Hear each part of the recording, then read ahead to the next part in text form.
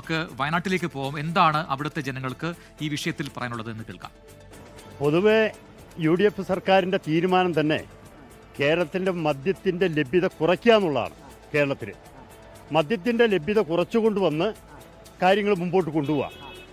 അല്ലാതെ 29 ബാറുണ്ടായിരുന്ന് 900 ബാറാക്കുന്ന ഒരു സ്ഥിതിയല്ല UDF സർക്കാരിന്.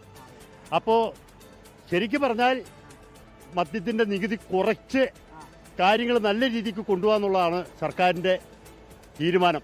അതുമായിട്ട് മുമ്പോട്ട് പോകും. നികുതി കൂട്ടിയാലും കുറച്ചാലും എന്ത് ചെയ്താലും ആൾക്കാർ മദ്യം കഴിക്കും. അതെനിക്ക് എത്ര പറയാനുള്ളൂ. അത് വിഷയമുള്ള കേസ്. എന്ത് പ്രതിഷേധം, ആകെ എന്ത് പ്രതിഷേധം? ചുമ്മാ പാർട്ടി രാഷ്ട്രീയമല്ല ഇതൊക്കെ. നികുതി കുറയ്ക്കലല്ല കാര്യം. ഈ പുതിയ ഗവൺമെന്റിന് കേരള പൊതുജനവിഭാഗത്തോട് എന്തെങ്കിലും ഒരു കമ്മിറ്റ്മെന്റ് ബാക്കി ബാലൻസ് ആയിട്ടുണ്ടെങ്കിൽ ഈ മദ്യം പൂർണ്ണമായി നിർത്തലാക്കണം എന്നാണ് എൻ്റെ അഭിപ്രായം. വീര്യം കുറഞ്ഞ മദ്യം വന്നു കഴിഞ്ഞാൽ എന്തായാലും പുതിയ ആൾക്കാർ അതിലേക്കൊക്കെ പോകാനുള്ള സാധ്യത കൂടുതലാണ്. അതുകൊണ്ട് വരാതിരിക്കുന്നതാണ് നല്ലതെന്നാണ് എൻ്റെ അഭിപ്രായം.